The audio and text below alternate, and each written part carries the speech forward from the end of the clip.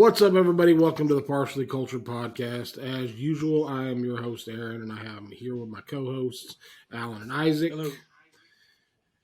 How's it going, guys? Make sure you guys hit us up on our website, partiallycultured.com, or any of our social media. All the social media links are at the bottom of our website. Leave comments. Tell us what you want to talk about. Ask questions. Be glad to interact with you guys. So, that being said, let's talk about today's topic.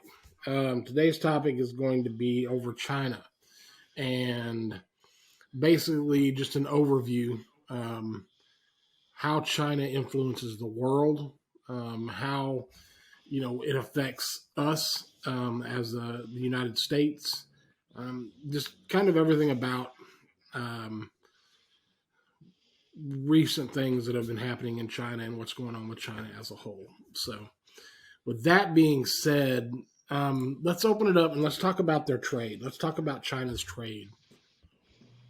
Who wants to start that? I know, Alan, you mentioned something about the new Silk Road between China and Well, I Africa. mean, if you think about it, that's their that's almost like their like their strongest strength, right? Like they are leveraging the fact that they have all this manufacturing power that we essentially gave them, right? Yeah, All this They have all this manufacturing power and all this capability. And then they have all the natural resources, and they're leveraging all that to influence other countries. And now that they're so economically dominant, right, and they have such a large population, and they're the largest growing economy, and they have a huge population that's going to be able to sustain itself once they can start having enough income to start purchasing as much as we purchase or more than we purchase. right. I mean, they're gonna be pretty pretty dominant. I mean, I don't see just with the population alone. Then you juxtapose that with how much they're investing in like Africa with the new Silk Road. They're going into a bunch of these African countries, giving them huge loans to essentially build out their entire infrastructure, Mm-hmm. right? All these countries that have all these natural resources that they've never taken advantage of because of all the infighting and all the stuff that's been going on in Africa for forever, right? Because of the colonialism, they're coming in and saying, "Hey, we're different than all these colonial powers that have been abusing you for centuries. We're going to help you guys out. All we want is to use some of your natural resources and you guys as places to to trade through or cut through for trade." So then they're going there, giving them a crap ton of money, right? Building out a whole bunch of their infrastructure, their IT, their networking, their roads, their power plants, their seaports, everything, right? Mining infrastructure for all the natural resources they want to get.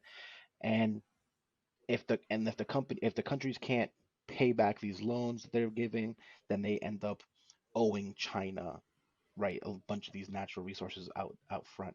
So it's really smart how they're using their manufacturing to get all this economic power, and then using that economic power to behold all these countries and kind of have ownership almost over their natural resources.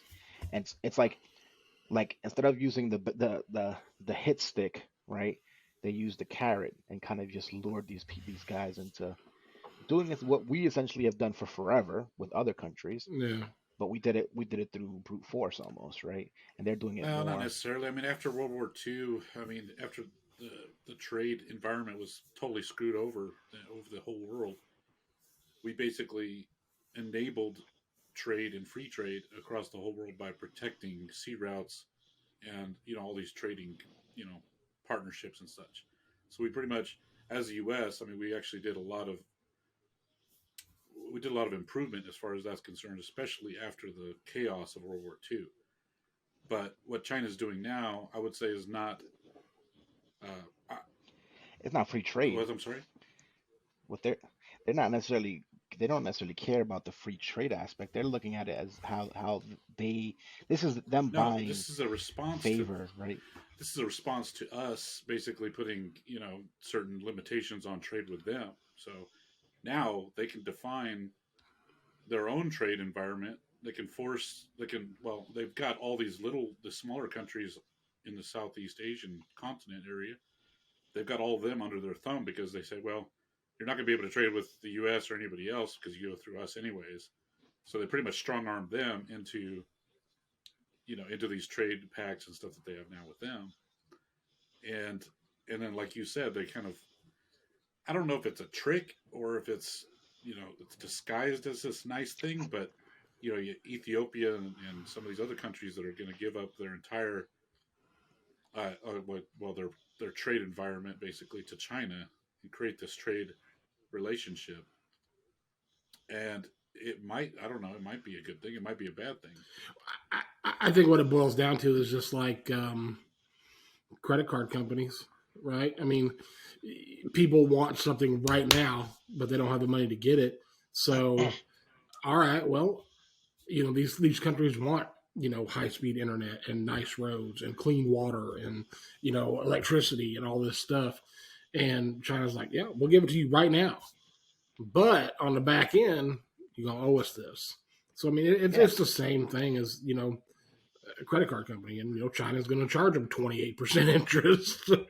It's diplomacy through like world building and economics. Like they're they're getting their diplomatic power in all these different countries by kind of giving them a benefit of building up and becoming some kind of industrial power, because that's essentially what they're going to do, right? The first thing that these guys are going to do are start industrializing and start manufacturing stuff, or getting collecting resources. One of the and issues then I have with it though is that they're not teaching the people locally how to do those things. They're not. They're bringing Of course not. Chinese workers to work on those things. So yeah, Yeah. it's so they're dependent. so It's once they kinda like leave, that it's Cat okay, Williams. well, who's going to manage all this stuff? Who's going to do this stuff? it's kind of like that Cat Williams skit. It's like, you had a gun, yeah, and it didn't have a serial number on it. Yeah, I mean, of course you're not gonna go in there and train them how to take over your industry. I mean, so yeah, I mean, yeah, I see that as a Could be a problem good too. thing. I also could see be it. but it seems like kind of a trick. It seems like a trap. I see it as it's going to be it's like a the double-edged greater sword. good. I think it will be for the Yeah. greater good of all the people there, because I don't know The how thing is, else they would do it. something that people like really like under respect is how hardworking like a lot of these underdeveloped regions are. Like they've suffered for so long. Like they haven't had food or work or money or anything for so long that when they get a taste of it, and it's like they have the glimmer of hope, they will bust their ass to do whatever. And then they have way lower way lower expectations on like safety or like what's right or wrong, or how they're getting taken advantage of, or like it's like, no, 15-minute break every 4 hours. yeah, and like their pay. So it's like these folks, they're gonna have a bunch of people that are really a lot of Africa is really big on really big on education. They just haven't had the opportunity to have Yeah, education, but that's a very big thing there. Then you give these guys free water, electricity, roads, some jobs, a bunch of schools. Like they could be a huge game changer in the future. Yeah, I You know what I think mean? they'll Like actually they might it's accidentally do some good with this, but I think that they have a plan behind it, and I just don't know what that is yet. oh, of course. I mean, especially with the Ethiopia thing, right? Because Ethiopia has that dam that they're building, and they're building it on the Nile, so the eventually they can control the river system all the way down to Egypt. Egypt doesn't like this, and Egypt's probably going to go to war with them about this in a couple of years. But like that's something that like China might take advantage of. I don't know where they would or what they get out of it. I don't know, but it might be something that they do get some kind of advantage Could be the them laying the grounds for a proxy war. that's also something Yeah. that's possible. But I mean, they're doing that across the whole southern, Pacific, Asia Pacific areas, and they've got everybody in a trade pact, from like Indonesia, Micronesia, pretty much everything, Vietnam. I can't name all the Thailand. Everybody that's in that area is all in an economic trade pact with China now. So they're doing these little things like that just to take over seaports and to promote basically their trade, and they even own some of the ports in other countries, so that they can basically ensure that their trade is getting through. And so I mean, it's interesting. I mean, they're doing it. So we'll see what happens with it, what it turns out to be. What's mind blowing to me is how extensively they've managed to infiltrate like every single facet of every type of man. Like I can't think of anything that isn't made in China.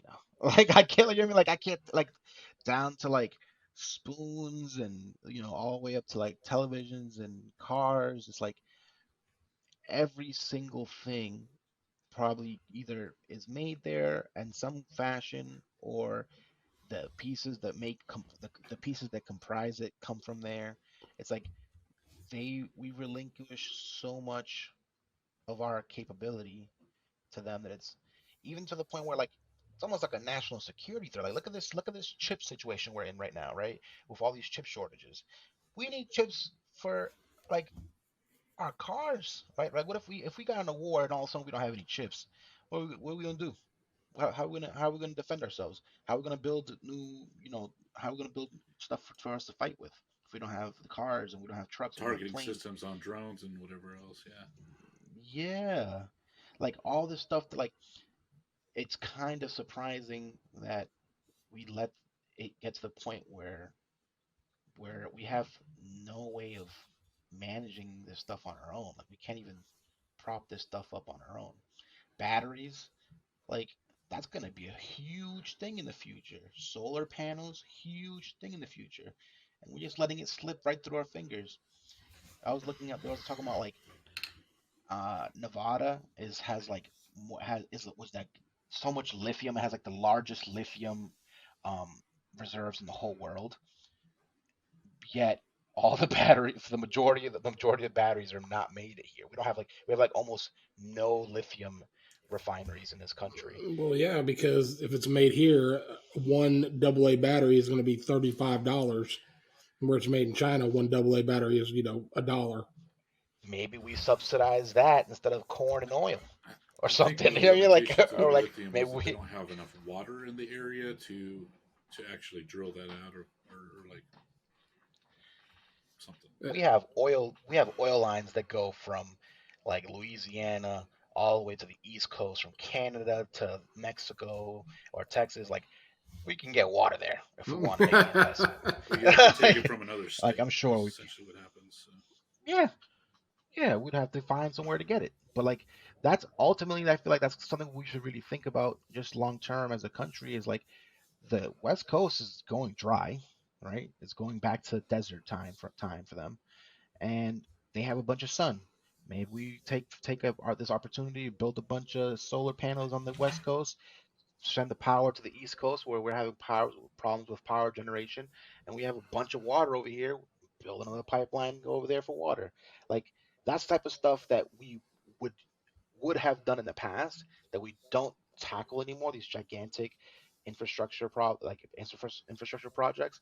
Whereas with China, because they have so much control and power over their entire dominion, they get this stuff off like it's not even a thing. Like, they drop, a few $1 billion, and they get things going, and things get done. Well, that's And we get stuck fighting all the that. I time. was going to say that leads us into another point that I have on my list here about how China's society buys in to the collective greater good, where as us here in the United States, like you were saying earlier before we got on, we argue about we can't get everybody to wear masks, and Yeah. China, they work for the collective good, and a big pipeline or taking over a country and putting a whole infrastructure in a country is everybody's on board with that. So it's And easier if for they're them. not, it doesn't matter. They're Well, gonna that's do what it I was anyway. going to say. If they're I mean, not, If they had any opposition to it, that it wouldn't benefit them as an individual because they would just get railroaded over it. So yeah, they'd get looked down upon, right? Like they're an yeah, enemy, or they're not thinking about, the all the their country. neighbors will Like they're turn super over, nationals. turn you over. So the Yeah, kids will do it. They've so indoctrinated and everybody to the point where there's if you are against the state in any way, they'll find out. It's kind of like 1984. It's like everybody's watching you. I'm on both sides of the coin with this. I think some ideas of that are good. I think there's a lot of things that we should work for as a collective greater good. The problem I have is you do lose your individuality and what you can think, because you don't get to make the decisions as a group. Somebody else is making the decision and you just have to go along with it. So do you So think we'll ever have it? Like, remember well, I mean, I was there. I don't remember it necessarily, but I remember it from history. Um, during the World War II era, you had people basically. There was so much propaganda and so much like basically enticement to work together and do certain things, sacrifice, this and that. You had. mhm. Do you think that's going to ever happen again in the U.S.? No. it will happen, but it's only if there's a huge crisis that unifies us. Like we're good at. Okay. When we have Yes. when we have something like a linchpin that unites everybody, galvanizes everybody to be like, oh hell no, we're American and we're gonna be like now we're working as a unit. We kill it. The problem is our messaging as of the last 20 years has been so divisive that we don't have any of those things that come up anymore. Like, and that when we have perfect opportunities to have those linchpins and have those things that drive us and unify us, like we have the media We don't or even like or trust that it's going political to happen or parties. whatever, right? Yeah, or they break it. Like China's a perfect thing that would have galvanized folks in the past. You're like, whoa, you have this huge communist party that's coming up. They're making huge inroads into everything. They're taking over all manufacturing in the world. They're getting super economically powerful. They're growing crazy. They have a billion people. They have, they have their diplomatic influence is growing over all over the place. Like that right there is a huge deal. Like as a nation, we are going to have a lot of trouble competing with with them, just on the simple front that they have control of it. Like they have such a tight control over everything that it's gonna be hard for us to combat them if we're not unified, right? Like that would be a perfect thing to help unify us as a nation, but we don't do that anymore. They don't. Like it has to be like someone has Well, to nobody nuke us or talks about something, or China like in something the news, crazy has anyways. to It's happen. it's Russia because they're doing things to us, and then it's you know Dem versus Republican. It's like or it's Trump. It's like always That these topics, and it's never anything else. You don't hear about anything else in the mainstream media, especially. But even the even the alternative media is really focused on the politics of the two parties rather than yeah let's talk about these other countries that are doing things right or doing things wrong, how it's going to affect us, and let's figure out how to get it fixed together. well, look at how China's weaponized capitalism, right? They realized a while 78. back that everything's for sale in the US. Everything's for sale. Even the news corporations and the movie corporations and the movie studios, like everything is for sale. And like I can't you be I'd be surprised if they don't have their fingers in a lot of stuff that we're not even aware of. But we know for a fact that they're into a bunch of video game studios, bunch of movie studios, Like we found out the other day, the the DNA. 23andMe, it all Yeah. links back to a Chinese company. They have It's their like fingers in it. they have a whole bunch of like tech companies that they have they're big investors in, like all this stuff they're deeply invested in, and they have and because of those investments, they can influence it, right? And they can help use and shape what their political agenda through these corporations, because uh, we're practically run by the corporations nowadays, right? Like if you think about it, Yeah, the only like difference is a lot of it's the there that they, lobbying. if they are independent organizations, they could quickly become the government's organizations at any point in time.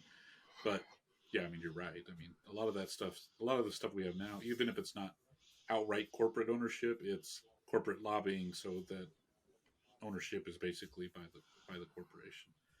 China has it where, if a company does something, they can just easily take over it and say, "Well, this is our company now."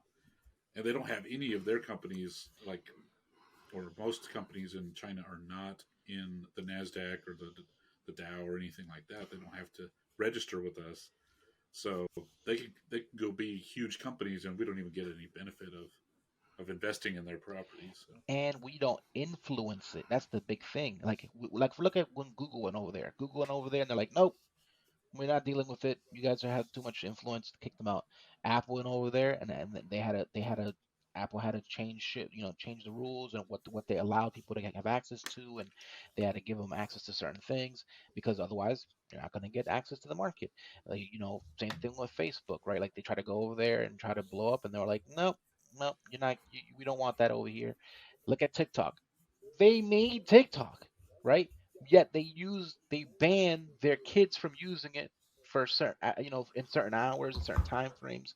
It's like they realize that these corporations that we interact with on a daily basis, whether it be the soda that we drink or the TV that we watch or the video games that we play, those things weave their way into our social fabric.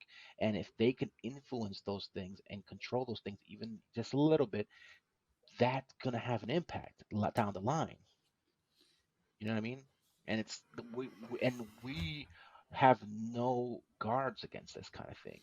Like we don't even have a way to ban that from happening because it's not something that's even in our like it's counterproductive to our entire way of functioning just from how yeah, we've what we always really need is functioned, people to right? get their heads out of their butts and actually teach their kids appropriately, But and just figure out what's going on, like open their eyes.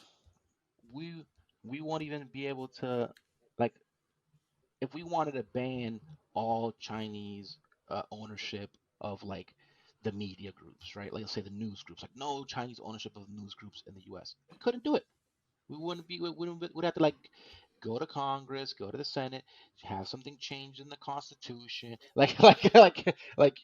How would we go about even getting that done, right? Like it's I don't see how you can go about fixing that, right? If you look at what happened in 2016, like whether you're on one side or the other, that whether you think that Russia successfully or unsuccessfully, influenced the election, there's pretty good evidence that they at least tried to influence the election, right?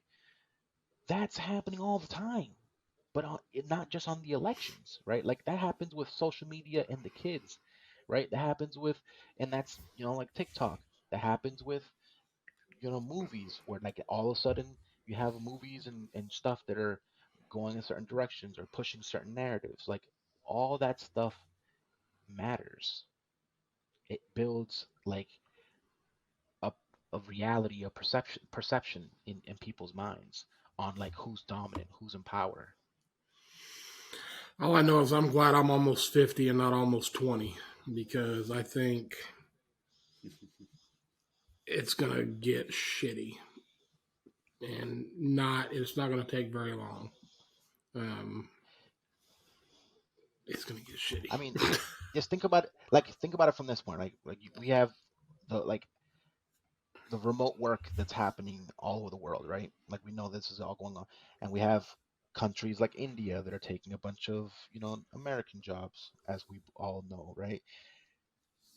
The future is going to be more globalized, and China's at the forefront of handling that and having a population that can compete, a much larger population that can compete. Where our kids are sitting there playing TikTok and Fortnite, Their kids aren't even allowed to play TikTok and Fortnite past that. Their kids are programming Fortnite. Yeah. I mean, it's true, and that makes sense. I think if you're the smart money would be on anything that China's banning, you should ban from your household because that's going to make a stronger household. Because if they're building this stuff and they're not even allowing their people to use it, they know it's not for the greater good of our society. So, If they're putting strict limits on the amount that you can use it, it's probably Look, for you a guys reason. send me a TikTok yeah. video. I spent 4 hours after that, browsing others. So, like, yeah, I try to stay away from it as much as possible. But as soon as I get in, That's the it's thing. hard to get out. It's ridiculous. it's that dopamine hit, Yeah. right? I mean, I don't even like anything that I see on there. I'm just still scrolling through there. I don't know. Some of the stuff's pretty. Now, there are funny. some funny things, but it's mostly But you got to scroll through a bunch of crap to it's, find the it's funny 90% ones. garbage, and then there might be 10% good. And it's like if it's that easy for me to do it, and I have like control and self control, like I don't know how a kid's gonna be able to do that. And they're definitely not studying Yeah. if they're doing that. So No, and also it's another thing that's the whole different social media topic that we could get on for hours. It presents an unreal life standard. You know, they see these people on Instagram and TikTok and whatever, and throwing out big wads of cash, and in front of the Lamborghini, and your kids are like, "Man, I wish we had a mansion." I'm like, "Why? It's just more shit to clean." That's unrealistic shit. It's not real how life. expensive So. it is to manage a freaking mansion. That's crazy. Right? I'm just like, hold on, let me sit you down and give you a little bit of economic, knowledge real quick. Yeah. So, I mean, it's pretty ingenious. It's pretty ingenious. well, yeah, I mean, I can't take nothing from them as far as intelligence because, I mean, it's a perfect plan. You don't have to. None of that. Even like how we harp on like innovating, and we're like we're the creators of the internet, right? We have all the huge tech companies, the Microsofts and the Googles and the Intel and the Apple, like we're like world renowned for being the founding fathers of the new age, right? They're slowly just stealing everything, right? Like how many times have we seen on the news? Oh, hack happened. It's traced back to China. Oh, this hack happened. A bunch of intellectual property was stolen, and it's going back to China. Or we see a bunch of Chinese knockoffs of products or rip-offs of products, and then accusations of them, just not caring. And they're like, yep, yep, yep, we're Yep, making our own version. yep, Well, we that, did It's that. cheaper. we're not going to do anything because we have all of our companies over there building stuff. So you're not going to fight them because they'll just close your factories down or whatever. I mean, it's kind of. We didn't have masks when the pandemic happened. Like think about that. Like we couldn't get enough masks. Like we couldn't get enough ventilators. like like like we're running out. We don't have computer chips to make our cars. We have a car shortage. Like what? How did we let it get to this point? Like there has to be something that can be done to identify important industries that we need to like say they can't be outsourced. You know, what I mean, like these things cannot be The only outsourced. thing that can be done is people have to stop being greedy. That's it. The only reason any American company has outsourced to China or anywhere else in the world is because the owner of the company is greedy. It's cheaper. How much money do you need? Part. 32 billion is not enough. I need I 33 mean, that's billion. definitely a big part of it, but you also have a lot of regulation It's here that, that but it's makes it also almost impossible to open up that type of industry here. Like we can't we have laws about the environment that we couldn't bring in a lithium factory because of the output. The the hazardous materials that might come out from making batteries or this and that. I understand that, but you can't tell me that all the companies that have went overseas are polluting the but environment. some of those in the high tech, A area lot of are it like has that, to do with and the way we're never going to bring them back here. We might bring them to Mexico or something else. You know, we're not going to bring them back here because there's we too could many. bring them back here. There's too many of those ecological issues that they don't want to bring back.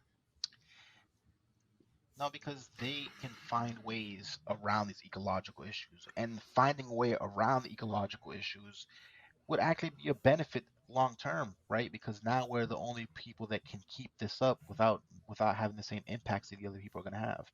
And realistically, the ecological issues are a global problem. It's not just something that like one country's going to have to deal with. We're going to all have to deal with it eventually. So like having it solved is something that benefits everybody. So if we have these regulations and we make them so that certain things can't be made solely in other countries, just from a national security standpoint, like you go to like whatever company and say, hey, 50% of your stock has to come from American factories and American materials, American mines or whatever, like whatever it may be. And that's just what it is. Like figure it out. Like they'll have to Trump did do it, try to do right? Like something that's like just that. You know, you had to have a certain amount of cars built in the U.S. or whatever. Here's my thing. How do we know that whatever the drones and the tracking systems and all the stuff that our government's using, our military is using, that come from China? How do we know that there's not something implanted in every one of those that all they have to do is flip a switch and all our shit's dead? I mean, in reality, there are things that we've had systems come from China that the government uses that does have basically these anti-security chips in them that were used for spying on us. That's actually come out. I think they were in can't remember the manufacturer of the board, but it was Huawei. I think that there was that huge deal with Huawei where we banned all Huawei products or something like that from America because they were putting in chips and stuff like backdoors into all these communication devices, modems. This shit's happening. Why the heck would the government be using Huawei phones anyway? But we still buy. I don't know. We still buy the cheaper. Shit. Cheaper. Well, I don't understand cheaper for the government because they're notorious for spending money on the most dumb even if shit it's a cheap in the product, world. they're still going to spend 20 times what it actually is to buy it. Well, they have a deal with some guy, and that guy, shook somebody's hand in the background to give him a cut or something. Some politician. I mean, that's again greed. And greed. Yep. I mean, I feel like every podcast we have, any problem in the world, it all relates back to greed. Or 90%. It's all money based. Well, and I think a lot of the stuff that China is doing now, I mean, like China's not always been on the foreground of like fixing things, right? They had their overpopulation problems, so they waited until it was almost too late, and said, okay, we're going to require you to only have one kid and no more. We'll put this into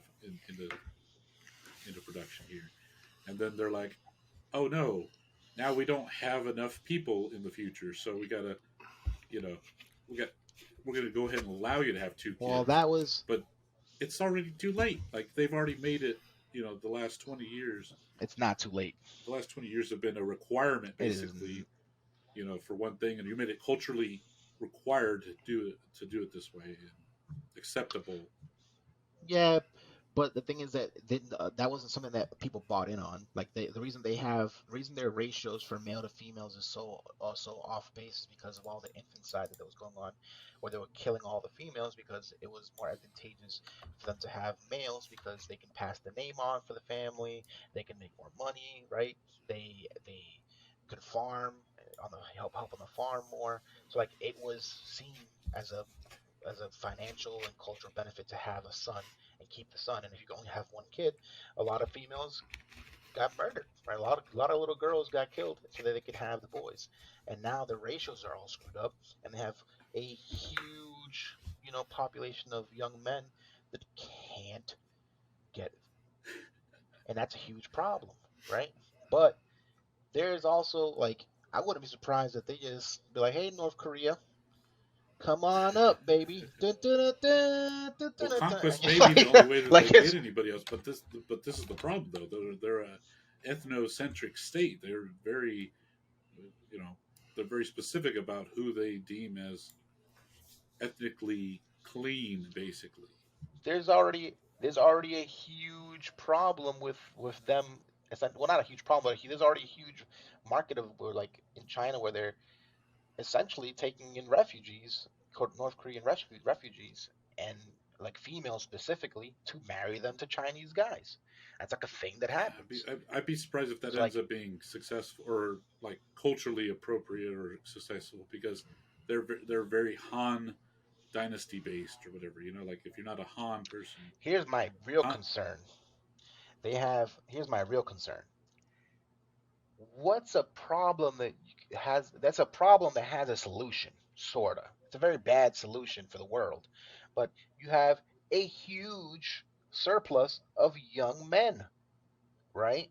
They're all aggressive, pent up. They have, what I mean? What do you do with these millions of guys that you just have, extra that you don't don't add in anywhere? Like anything you could think of, that might be useful to have all these extra guys you for. think an army? Yeah, like I mean that's kind of scary if you think about it. Like I mean that in of itself is one of their biggest strengths, their numbers. Like they have crazy numbers. They have well, I don't remember the exact numbers that it was for like I remember it being like 10-1 or something like that for like the armed forces or something. Some like The that's thing, the crazy. thing is though about that, I mean, it's really it's a non-issue, right? Because if you look at like going to war with China, let's just say we went to war with China, they have 500 million. Let's say it's 500 million military men. Well, it doesn't matter because one F-16 can take out a big chunk of that, and we have They have way more hardware than they do. they have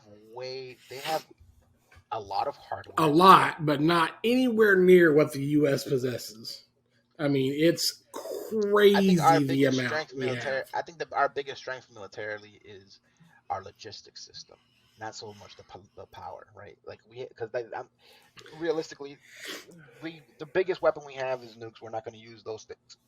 A bunch of the other stuff that they definitely have, and they have the population and the resources to make more if they need to.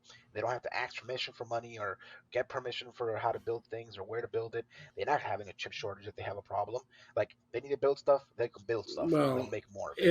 if it came But down to a they war what will situation, inevitably run out of is people, and they have way more people. if it came down to a And war situation, though, that would be the immediate first strikes. The first strikes would be plane manufacturing company, these big warehouses where they can't do that anymore. they're not, but they're not Afghanistan or Iraq. You know what I mean? Like they have I anti-air, understand what you're systems and fighter saying. I pilots and think you probably underestimate the number of shit things we have as the United States. oh, I'm Well, sure we have a it's lot of some, stuff. some A lot of something else though is stuff. that just because they have a billion people doesn't mean they're all, like educated or anything like that either. There's a bunch of people that are just farmers or like in these really small towns and stuff. I mean, they're not like, hey, college graduates running around all over the place. Now the big cities, yeah, they're completely full of people that are college educated or at least, but there's a lot of people that don't have. I guess they're just not prepared for that kind of environment. And then when you have people like the government starting to force these people that only have one kid or two kids to go to war, they're going to start. I think that's when you will actually see like a Well, rebellion that wouldn't. occur. I don't think they would. I don't think they would force them. I think they just do what they do best, what they do already. They sell a narrative. They get everyone on the hoorah hoorah. We're all we're one country, one people. These guys are coming over here. They're trying to stop our way of life, etc., etc. And then you get people that just volunteer to do it. I think the only way we have to worry about the number of They're super nationalists. people they have in a war situation is if they were able to land a large chunk of those individuals on our soil. Because we're not going to go and strafe napalm on American Well, communities. just like World War It's not II going to and World War happen. One, it's not going to be on the U.S. soil. It's going to be on some other country's soil. Yeah, I mean that's what I'm saying. The only way it would matter is if it was on U.S. soil. But since we're the world's protector, we're going to be involved. I'm worried with how poorly we've been handling our international relations. Which ones of our allies are going to side with us? Like, you look at what we're doing with Ukraine right now, where we're like, we convince Ukraine to get rid of all their nukes, and then we're going to protect them. And then Russia goes in and takes Crimea, and we're like, don't, why'd you do that, Russia?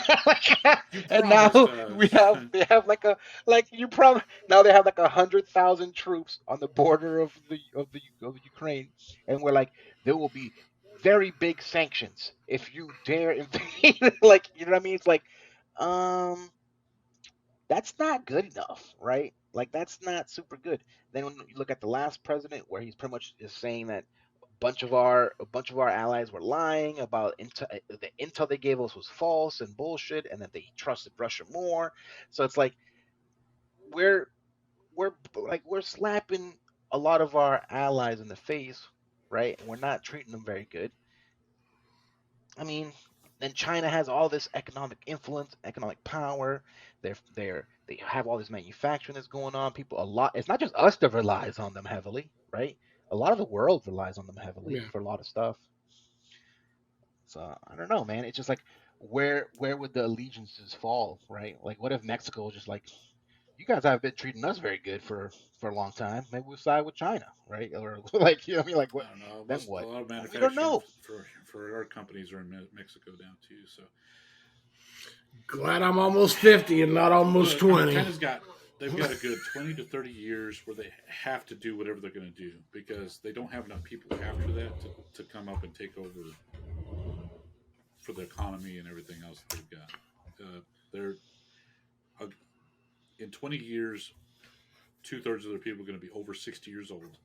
They're not going to be out there running around starting wars or working anymore. Even so, if they're not working, and you've got a bunch of babies and a bunch of young If kids, they just told 1 billion folks that they can have 3 kids, where they've only been allowed to have 1 kid. So in 20 years, they'll have a whole new crop of people if anybody takes them up on that offer.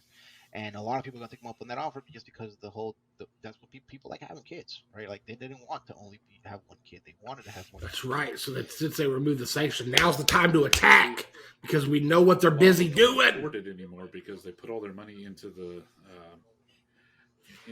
these mortgage companies over there, and All right, let's hit a couple more bullet points. We got about 20 minutes left. Let's talk about social credit scores in China. That's one of those things that they use to control. Like, the fact that that's even a thing is mind blowing to me as an American, right? Like, can you imagine? That was in Black Mirror, man. Yeah, it's like sci-fi stuff, but it's real and it's happening. Yep. Like, I'm giving Ellen a -1. I don't know why, but I'm just doing that. Man, like hater. having all your neighbors and like the people in your life give secret judgment on how you are as a human, and then having some score that can tell you whether or not you're allowed to do certain things, or you've been identified as someone that's not trustworthy to go certain places or shop certain places. Like, Yeah, we kind of have that that's if you have like control.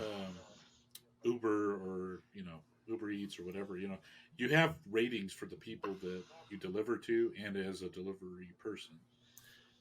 We kind of have that anyway. Is if you try to go get a loan for a car, or if you want to go get a credit card or whatever, we've got a social system that we're rating people. System, but it's also it's also a social credit system too, kind of. I want to know what kind of social credit score the Island Boys would have. That's what I want to know. What's the Island Boys? Stop it. Stop it. I don't know much about them. I've just seen them on TikTok a couple times. Hold on. Come on, Alan. It's like I'm not a TikTok guy. it's like the biggest meme. They're not even on like TikTok anymore. It's like the biggest meme rap duo. I don't know. You've probably seen them, but you probably just don't know who they are. Lonely Island, you mean? No, I don't mean Lonely Island. Well, my whole thing is, regardless of whether or not we think it's cool or not, that's an ingenious way to exert your control amongst your population. And that's the kind of thing that I'm saying that would never fly here. You think They so? would I be mean, I think absolutely- that eventually people will get to that point. To that level, government I- controlled? I definitely Hell want that. no. I mean, I don't know. I was listening to Joe Rogan and Ben Shapiro the other day, and Ben Shapiro made a good point. It is mind-boggling how little it took for the government and the media to adjust the way of thinking in our society when the pandemic hit. I mean, it took that long for everybody just to switch and not really stand on anything anymore, that they usually believe. It was crazy. So, What exactly? I mean, just in I've seen general, this thing. just in general. I mean, you have your standout people now that like, I'm not wearing a mask, whether it's right or wrong, that's on them. But the vast majority of people just went, yep, this is the way to go, or yep, that's the way to do it, and come to find out none of the shit mattered anyway. I would say none of it mattered. It seems like they didn't know what the hell they were no, doing. they Some of the outright stuff lied definitely to most mattered. people about the masks and how much it prevents or protects you. What you got to do inside and outside. And then you got to wear a double mask, and it's 15 days, and now it's 5 days, and You now gotta we need clean all your 4 vaccines, and they don't clean all fucking your know. packages, wipe them all down, do this and that. How long does it stay in the air? That's because they didn't. I don't think that was a matter of them lying outright all the time. I think a lot of it was just Yeah, but it's the sheer point ignorance. was it didn't take. The point is, we did it. It didn't take anything. The to vast convince majority, people to get wiping my packages down and shit. Now, So I mean, that's the But- point. It didn't take any convincing. that makes so much more sense though, because it's about you, right? Like up until we knew what the hell was going on, everyone was doing that. Like it wasn't just like some folks that were like people. A lot of people were doing that. Like even I was out there wiping packages down. You know what I mean? Like people. I get like, it. I was too. I'm Yeah, just like, saying. but It didn't take much convincing. Just a couple of everybody's that- dying. Shit. it had. Well, that's the thing. It was about you and your family dying, right? Whereas if it's about how you hurt someone's feelings and having an app that tracks your social credit score and your kids snitching on you and your neighbors and your loved ones telling on you about what you can and you don't can't think do that's and how happening? you're We have doing Karens this every and that. day on freaking TikTok yelling about somebody because they didn't put their mask Yeah, on. but I'm talking about like a government-sponsored system where they're tracking all that information Yeah, at a, we have at it. a federal They level. do But because now that the PTA meetings soon as are you have- considered a as gang. soon as the Karen gets after you and they put it on TikTok, then everybody finds out who that guy is and where he works, and then they get rid of him from the job. But I'm talking higher than that. The federal government now is tracking the parents, like in these PTA meetings and shit, labeling and classifying them as domestic terrorists when they're in these PTA meetings and shit, talking about, no, I'm not having my kid wear a mask to school, or no, you're not going to teach this curriculum or whatever. They're calling them domestic terrorists. I mean, depending on what's being said, I could see how they would be classified that way. I mean, I'm not sure what it is which people specifically you're referring to, or which videos there are. But like, let's say you were to go, let's be realistic, Aaron. If you or I were to go to a PTA meeting and cause a huge scene and say, "Oh, I don't care, you're never taking my liberty to have my guns," and blah blah blah, like It's if still you not start terrorism, but- scaring people. okay. It is. If you cause terror, that's technically terrorism. Saying that It's stuff is not that's terrorism. No, whipping out No, a cause- gun and threatening somebody, that would be terrorism. That's what I'm saying. Like, how far do these folks go? What did they do? Did they threaten Nothing, people? Did nothing, they no, nothing like physically that. attack people? Nothing Talk like about that. people It's just expressing their idea. If they can't express your idea or your opinion on something in a No, but there's a way. non-threatening way, There's a way to do it. That's yeah. what I'm But saying. I mean, come on, people aren't going to PTA meetings and threatening people. I've to seen the shoot them videos too, over man. but Some of these people are not being non-aggressive. raising your voice to me is not terrorism. That's It that's doesn't even passion. matter if you're But aggressive raising your to voice is somebody not with your terrorism. language. It doesn't matter. It has to. It does actually. It has to involve a call to action or an actual action itself. If you cause someone to feel, if you cause someone No, who to cares if you fear fear? for You their can say safety, something it's stupid assault. to me, and I can, I'm afraid for my life. That doesn't make you a terrorist. No, but you can get charged for assault. No, you can't. we are going down a rabbit hole. Anyway, yeah, if I cuss somebody out and they get scared, they're just a little bitch. That's the way I look at it. They need to suck it up. Anyway, I'm not disagreeing. But I can understand you just got charged with the lines terrorism can be there. different for different folks. whatever. I mean, It depends on how far it goes. That's all I'm saying. Depends how far it goes. I don't know how far those people went. So let's talk about so social credit scores. I mean, it is what it is. So let's talk about all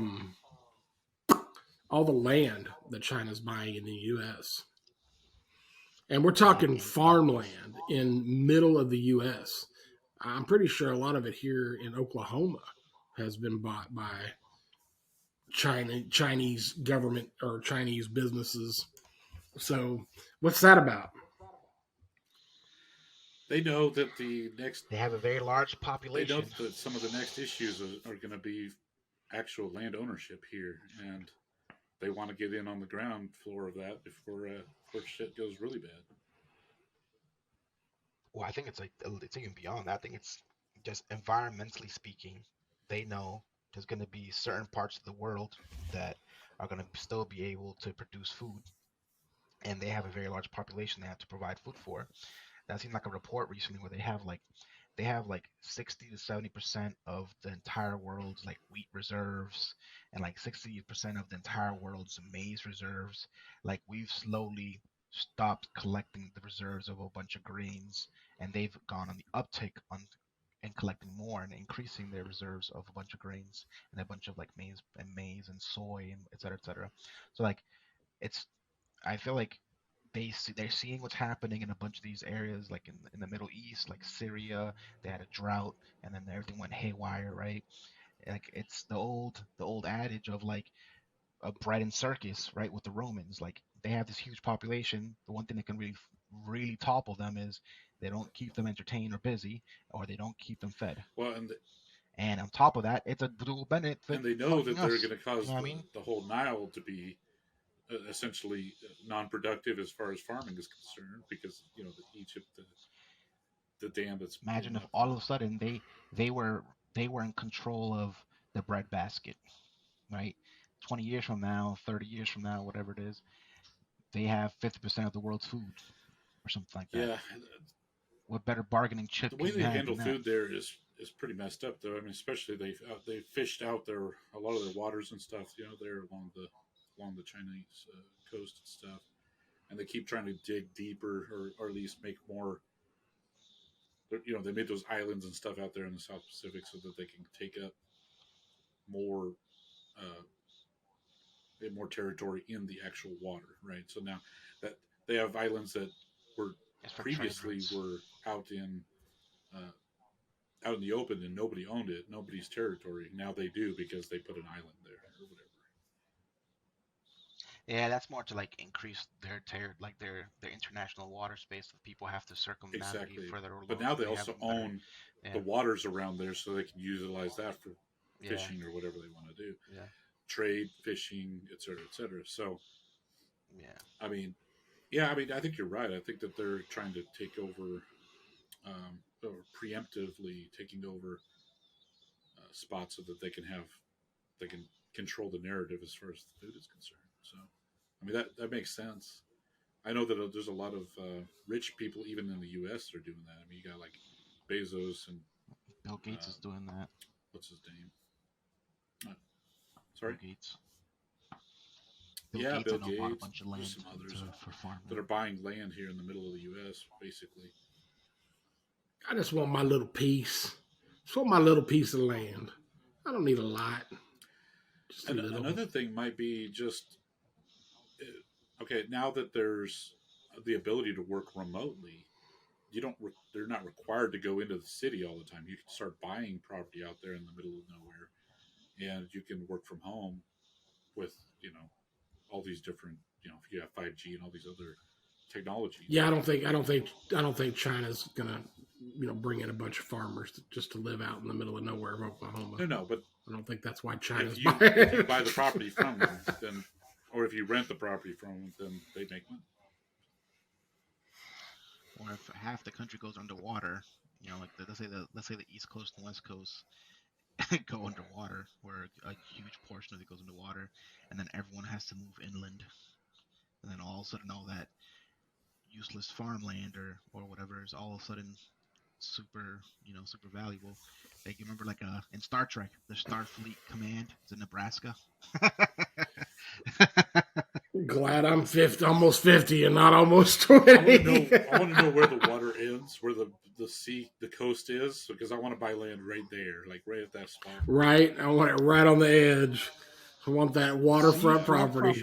Yeah, waterfront. Yeah.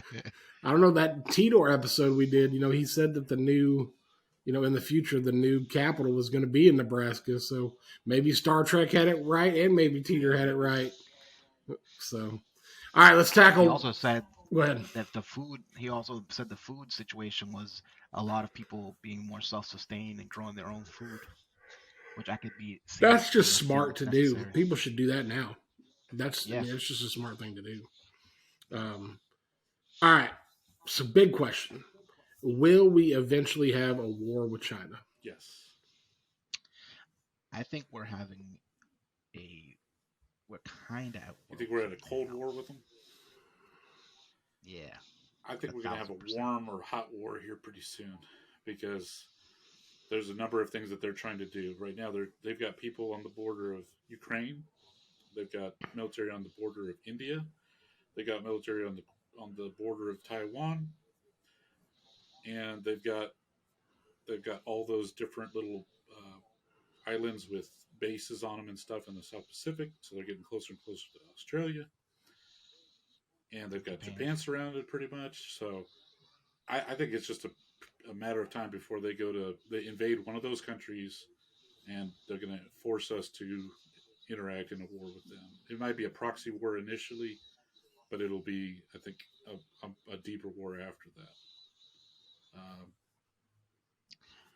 I think they might be in cahoots with Russia. Of course they are.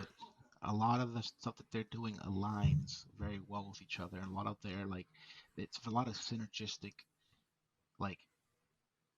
planning and coincidences. Like, what are the odds that you have all these forces lined up in certain places together, right? Or it would benefit both of you for certain things, almost like they've decided to carve the place up, right? Like, we'll give you Europe, and we take Africa, and we get chunks of North America.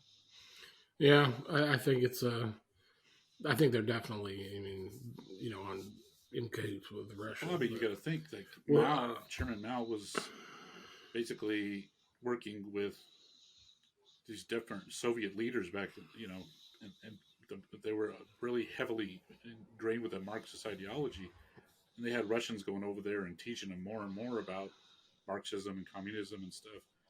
And that's really how that started out. I mean, Chairman Mao's his whole conquest was basically regarding that. So, I mean, I don't know.